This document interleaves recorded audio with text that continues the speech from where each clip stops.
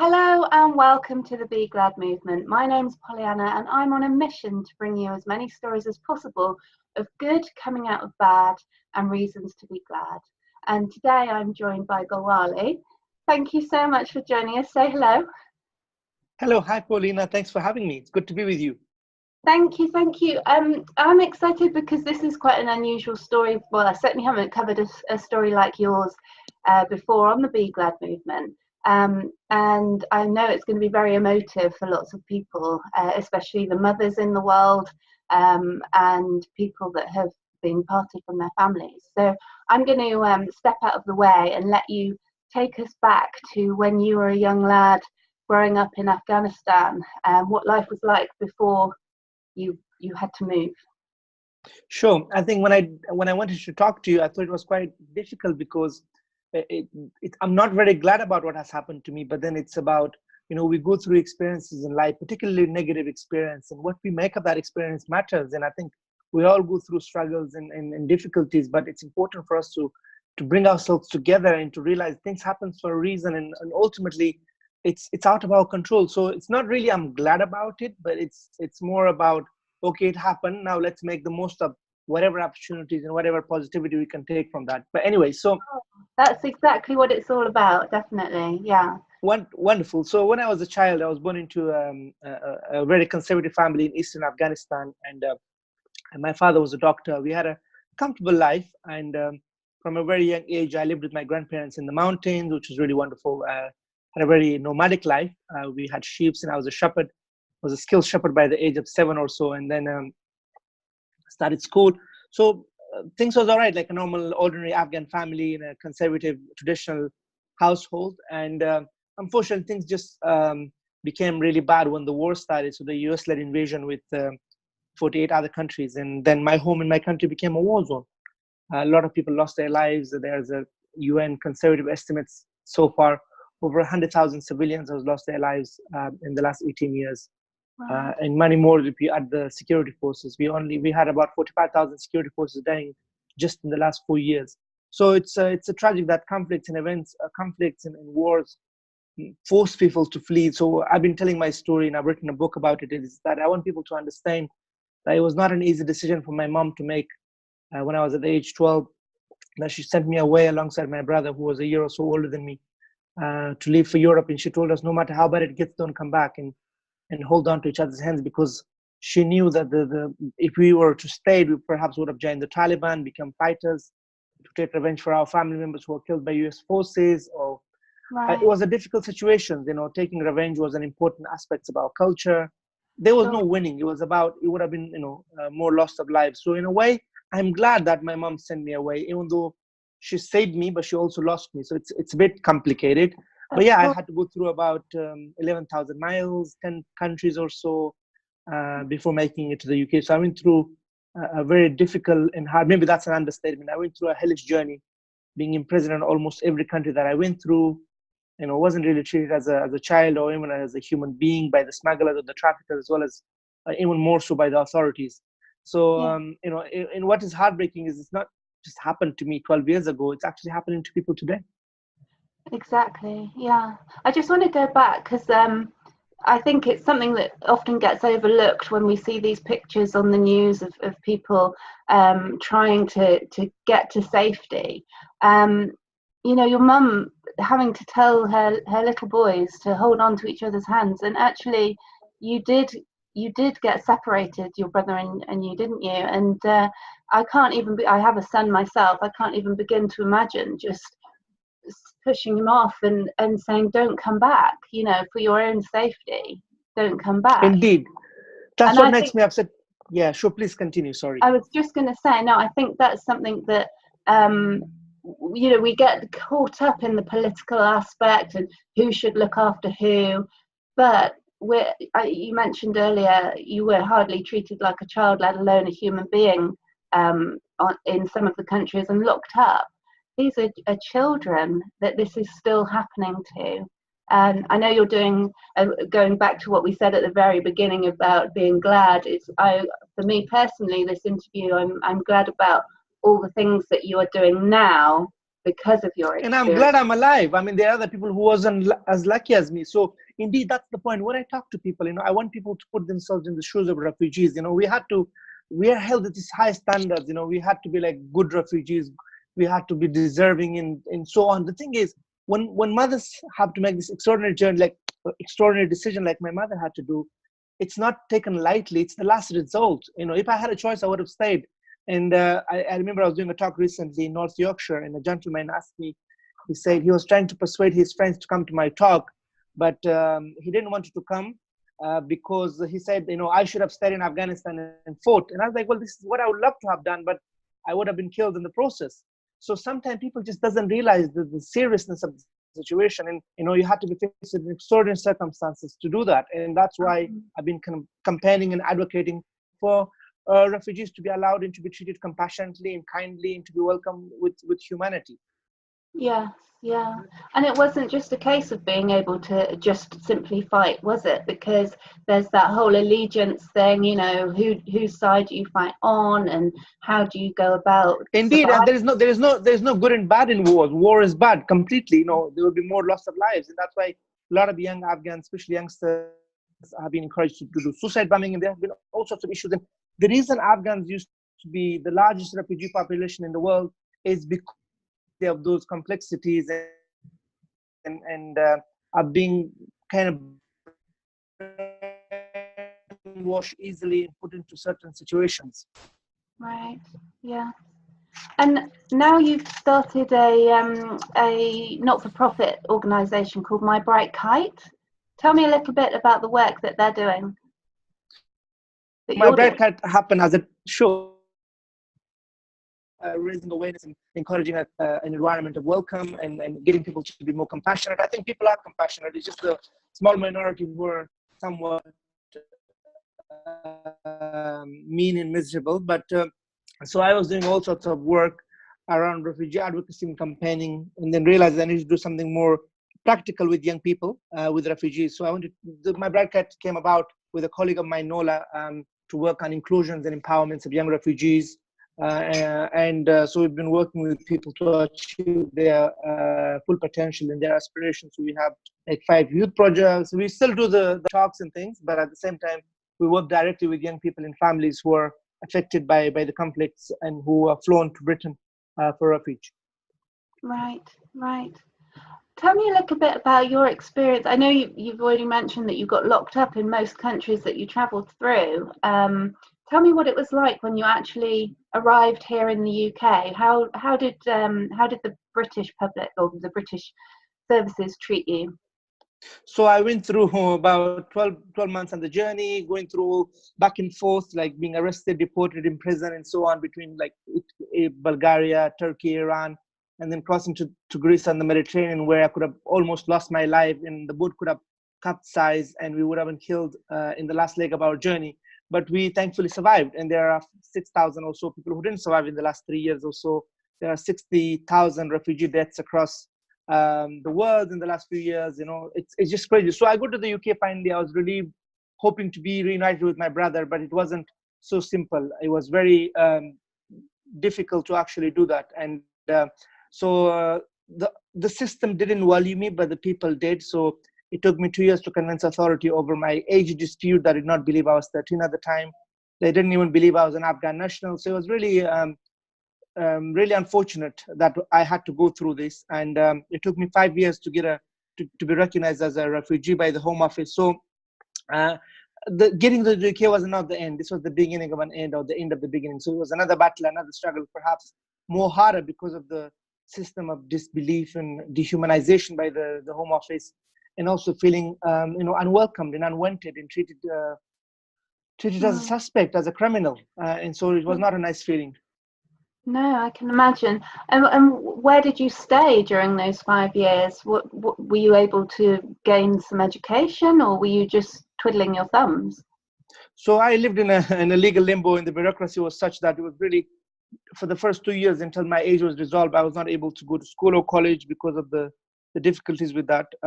I was saying one thing, the Home Office saying was another thing, and social service was saying a different thing. So after when that was resolved, I was able to go to school and to actually gain an education. So, and then I lived with like social services and like kind of hostels or unit for unaccompanied minors, and I lived with other fellow asylum seekers. It was not a pleasant time. It was not the best time of my life, actually, but I overcame it with the help and support of teachers and mentors and people who looked out for me and supported me. But even getting refugee status wasn't really the end. It just the uncertainty continues, and then until recently when I got my settled status about 11 years later. So I haven't been able to travel freely. I haven't had the chance to vote, for example. So there's a lot of responsibilities, yet very few rights. Sure.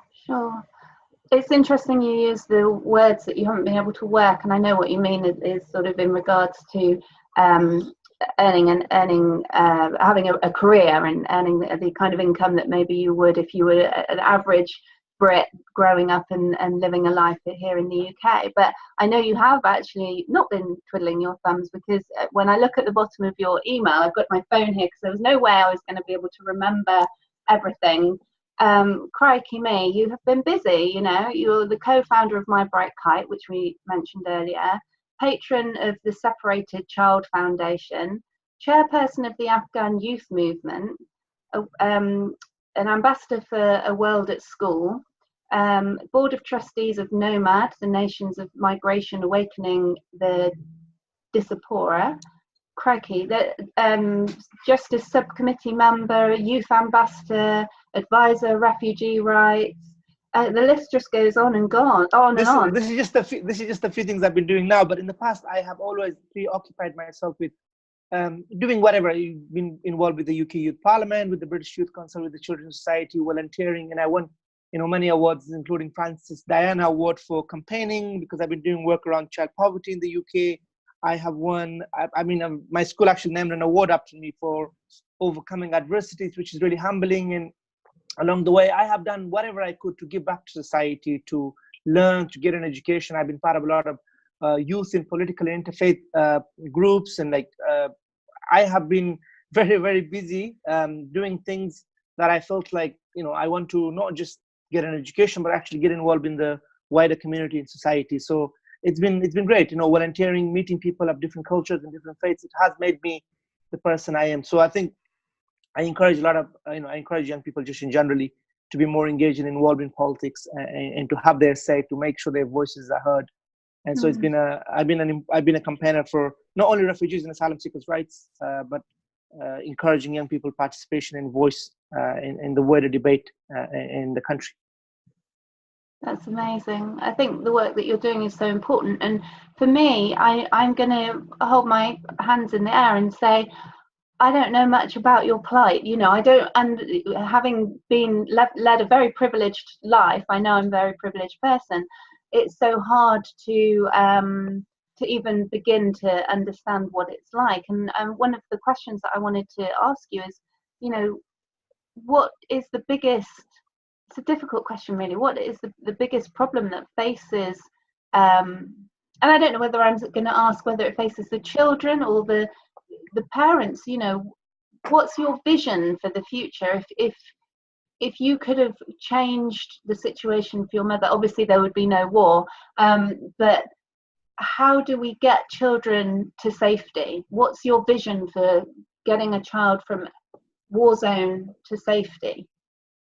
I wish, of course, there was no wars and conflict, but the fact is there are almost 68 million refugees and displaced people in the world. About 25 million of those displaced people, 25 million are refugees, and about half of those 25 million are children. And yes, it's overwhelming, it's huge, but 1 in 10 refugees are in Europe, 9 of them are in developing countries. The top 10 countries holding refugees are developing countries like Jordan, Lebanon, Turkey, Pakistan, Iran, Uganda, Kenya, and so on. We need to play our fair share, and I think the best way we could do it is to find legal and safer ways for people to travel. There's an organization called Safe Passage, and it's been supported by Lord Dobbs and others, who are campaigning and getting refugees, unaccompanied minors from Europe who have family members who have come here legally in a civilized way and through safe and legal routes. But the government just makes it so difficult. We were supposed to take 3,000 unaccompanied minors from Europe under the Dobbs Amendment. which Lord Doves was himself a refugee. He came in the Kinder transport in the 80s from the Nazi occupation and wars in Germany.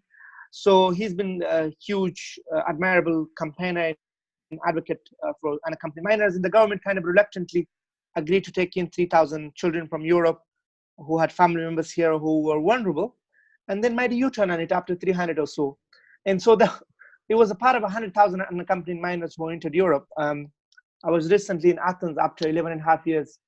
I went back and I was speaking to the deputy mayor of Athens, and he was telling me there are about 4,000 unaccompanied minors in the Athens region alone, and half of those, about 2,000 or so, are homeless. And so, of course, we should be doing more in conflict countries, but definitely we should be doing more in Europe. Italy and Greece are struggling. We shouldn't just wash our hand of responsibility. We ought to play a part. And I'm not saying, I wish we could take everybody. We might not be able to take everybody, but we could take somebody. And it's the government hostile environment policies and the media's rhetorics and the right wing. We see what recently happened in New Zealand and how the right wing is on the rise. UKIP and Brexit and Trump. It just creates a really unwelcoming environment for people who are fleeing violence and conflict. There are people who were killed in the Christchurch mosque massacre, where they were Afghans and Syrians who left and fled for their lives and for safety. I don't think they ever thought, they will be gunned down in the most peaceful country in the world. So we definitely have a lot of issues when it comes to racism and discrimination and how we treat the other or how we perceive the other and the fear that politics puts into us. It's troubling, and that's why I've been doing whatever I can to, by writing the Lightless Sky, by going out there, trying to get people to, it doesn't give me pleasure by sharing my story. I don't like to talk about it, but I think it's important because people need to be aware, people need to be educated about the plights of refugees, not only unaccompanied minors, the children, but older people also. They need help and they need support, and we ought to be a compassionate society. I think my experience of traveling across Britain, people are very kind and generous. I had 2 years, I was fostered by a wonderful,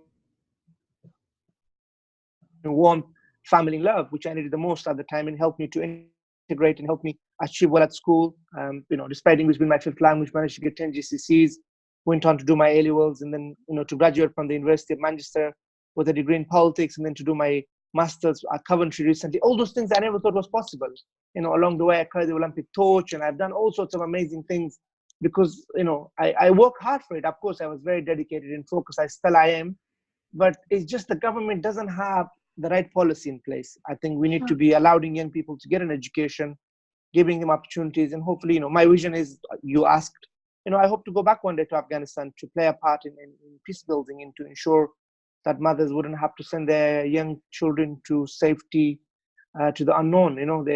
There's a famous poem by a Somalian refugee that the sea has to be safer than the land to put your children on a boat. So it's very troubling the way the world is heading, especially the irresponsible language used by media and politicians when it comes to refugees and asylum seekers and just migrants in general and foreigners. And we ought to, it's not the Britain that I knew. I mean, Britain has changed since Brexit, and people think they have a green light to insult. They have a mandate to be racist. Really? And so we need you've to, actually noticed this difference, crikey. Indeed.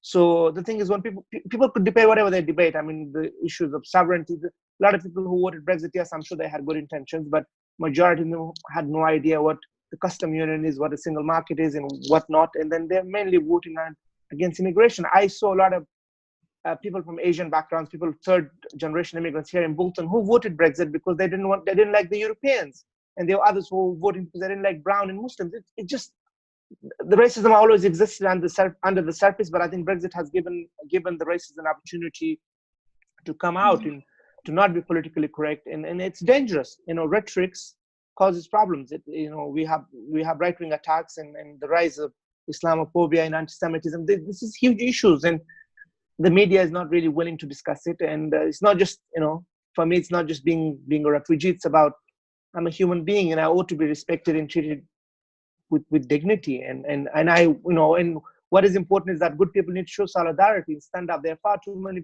good people in Britain who don't speak up, who are silent. I wanted to just pick up on a word, and it is a key word for me, I think, really, that you said a little earlier, is fear. I think fear is one of the biggest problems for everybody, because it's fear of the unknown, fear of different cultures, and the ways of being. We all grow up in our own little bubbles, or most of us do. I know I certainly did, and have very little exposure to other cultures. And when you're unsure of something, when something's new, it can be frightening. And I think that the media just perpetuates this fear of, you've seen the headlines, people coming and stealing our jobs, telling us what to do on our own country, own soil, and all that kind of thing. But for me personally, I feel that there needs to be more, even within each community, more kindness to each other, because each community has its own problems in itself, let alone with other communities and mixing up the different cultures. So I just feel like kindness and humanity and treating each other like human beings and trying to understand that everybody is trying to do their best is a big thing for me. What do you think? Of course, indeed, that's the thing. So, the strange thing is that people who doesn't have any refugee population in their community are very anti-refugees and anti-migrants. So they're the one who basically who doesn't really understand, because they're just racist. But what we need to do is, yes, showing kindness towards another in realizing that people have gone through difficulties, people have gone through hardship, and people needs help and support, and people needs to take it easy with their lives and their experiences. So I would say, yeah, it's just the idea that they come here, they take our jobs. In fact, asylum seekers are not allowed to work. They have to live £5 a day to survive, and they would love to work and to have a dignified life, but they're not given that chance. And so it's really, unfortunate that people have those perspectives. But again, I don't blame them, because they just don't know, and the media doesn't tell them, what it is. I remember I met a young boy. I was speaking at a school in Devon or Somerset, and he came up to me saying, I was ashamed of how I felt about you before I met you. So please, don't blame me, but understand that, what I hear from the media and what my parents tells me. So it's not, please don't judge me. And so that was very brave of him. But people are just been kind of put into this fear of the other and the unknown. And you're right. I think that's why we need to challenge the myths and say, look, we less than 1% of our population are refugees. We are not doing enough. We are the fifth richest country in the world, and not everyone is coming here. We're not overcrowded, and so we could do a lot more. We're 23rd in the world for taking in refugees. Germany in Sweden has done far more than us than we have. So, yeah. A lot to think about there. It gave me goosebumps when you said about the young chap coming and saying to you, apologizing for his previous thoughts. But isn't that must have felt good, really good to you? It did. I hugged him. Yeah. I mean, it's wonderful when people are trained. People learn to hate others, and that hatred is from the environment and the surrounding and the upbringing. It's influenced by the media. It's influenced by our society. So it's not, it's easy to learn those things. It's quite difficult to unlearn them. I used to have really absurd views about the West and people and all sorts of minorities and religious groups. But I've learned to not only tolerate, but to accept others. And I realize we have more in common than our differences. And even the differences is not a bad thing. We are human beings. And if we're all the same, we will be boring.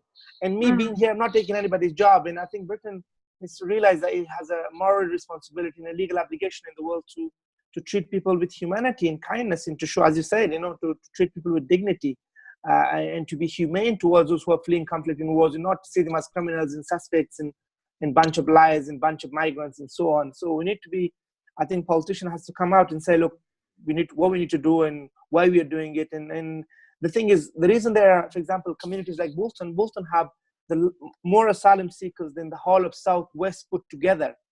And the reason for that is because it's cheap to house people here, and the government give contracts to private companies who make money out of people's misery. And there was a border inspector report recently which said that 80% of accommodation for asylum seekers are not fit for purpose. And asylum seekers are not allowed where they want to live. They're really bad accommodation. And sometimes there was a story of how all the doors were painted red so everybody can recognize they were asylum seekers living there. So the community tension is already high.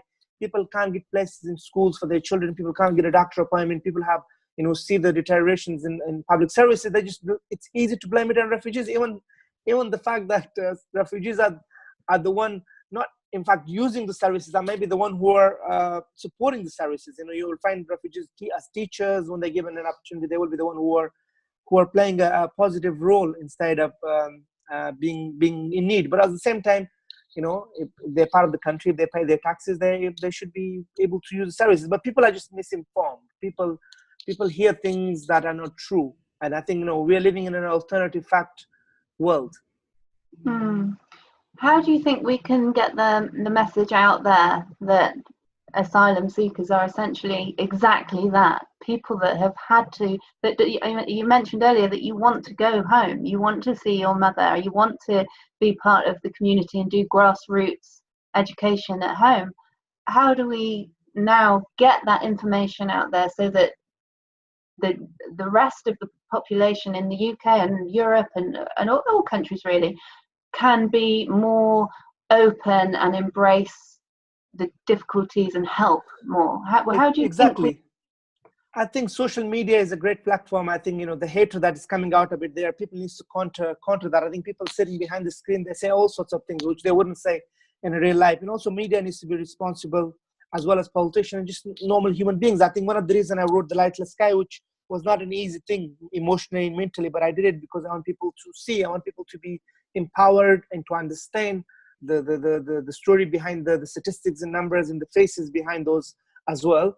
And I wanted people to really think for themselves and see what they could do. So things like, volunteering for charities, befriending, mentoring, and just, fostering or hosting refugees in your homes. And just, I've been trying to encourage people just to meet refugees, go with them for a coffee, for tea, or invite refugees into your homes. They're just normal people, and you will find kindness and love and hopes in them.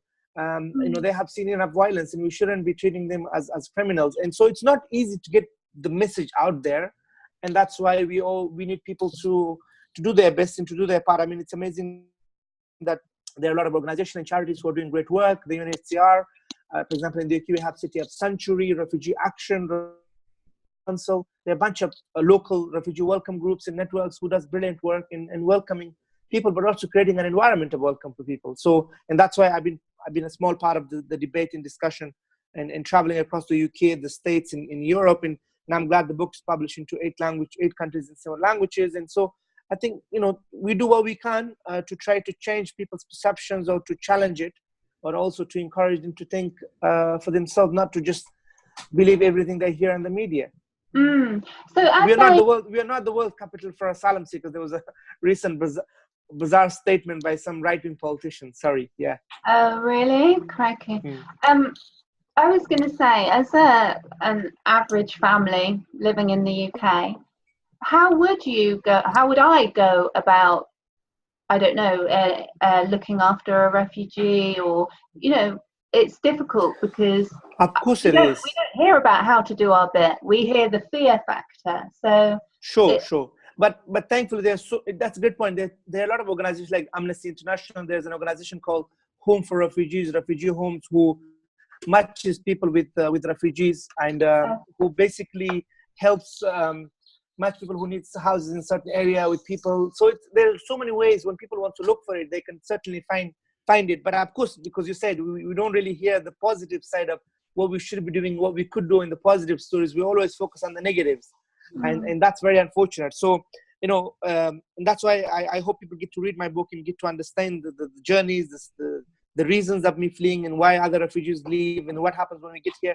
I'm definitely really grateful for the support and help of just individuals and people because the system wasn't being very nice and kind to me and was very dehumanizing and demoralizing. So you're right. I think it's about, finding those local community welcome groups in our local areas and look, like, for example, City of Sanctuary have a local branch in every major towns and cities, and as well as most areas will have a refugee welcome support or network in the area who meets and help and support refugees with language classes. I mean, anything like showing a refugee around and helping them with the doctor appointment, or helping them with their immigration state applications.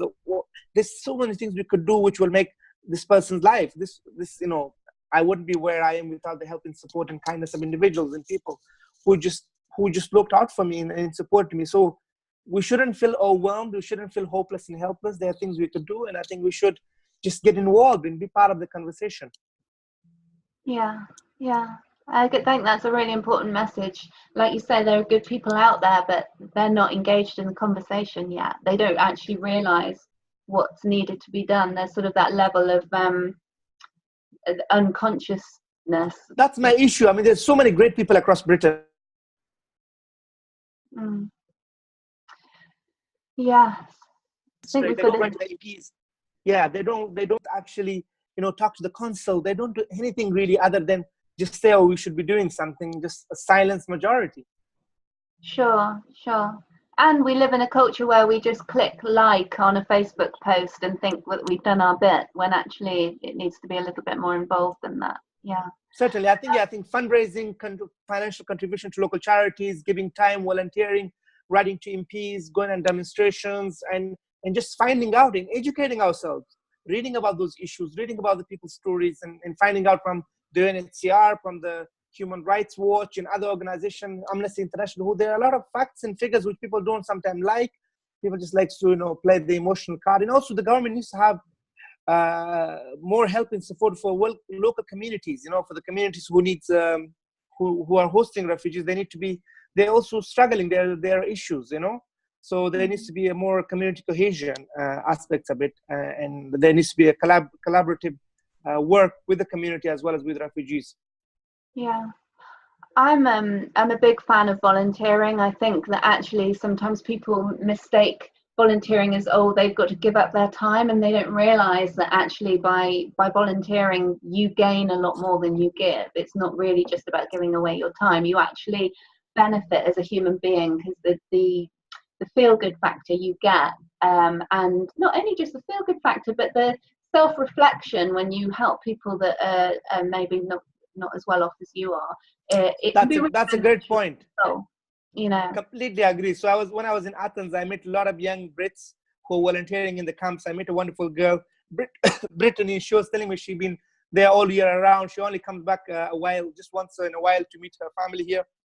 And when I was in Calais, there are a lot of British volunteers used to come. And whenever I've been able to visit back to the jungle, to Calais, since 2013, 14, I've seen so many teachers, doctors, individuals, professional, non-professionals, Brits, young and old, going in volunteering. You know, there are people right now working in the refugee kitchen in Calais, providing 2,000, 3,000 hot meals every day to refugees. There are people working in the warehouses, providing refugees with boots and blankets and warm clothes. And so it's amazing. And there are volunteers working with like children and people in Paris, and as well as in Bosnia, as well as other Eastern European countries, the Balkan route, where people are stuck there, in Macedonia and Serbia, helping them. So it's really wonderful. Even in the UK, there are a lot of need for, like, you know, befriending and mentoring in English language classes, and just volunteering, helping local charities to get the message out there.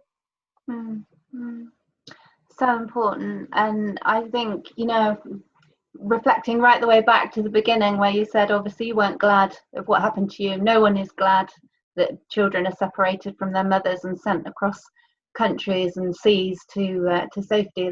And most of the stories, no one's glad of what's happened, but I can definitely say that I'm very glad of all the hard work that you're putting into trying to save other people from having to go through what you've been through. And it's only by having these conversations and raising awareness so that more people are thinking about how to improve the situation that we can try and get on top of this. So Gulwali, thank you so much for sharing your story. I really appreciate it. Is there any sort of last thing that you want to say, any message you want to finish on, or before we round up? Well, pleasure. Thank you for giving me the opportunity to share a few thoughts with you. I just encourage people to read the Lightless Sky. There's the whole story in there, and I want people to, you know, take action, not to sit on the sidelines, not be a bystander.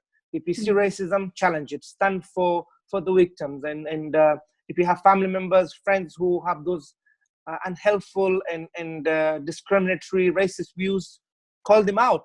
And so, we all have the capacity and capabilities and ability to touch people's lives. Let's do it the right way. Let's touch people's lives. Let's leave a legacy, and let's be a positive, remember positively by people. And we have this life, and let's make the most of it. I love that. Thank you so much for joining me. I really appreciate it. It's been Pleasure. Thanks for having me.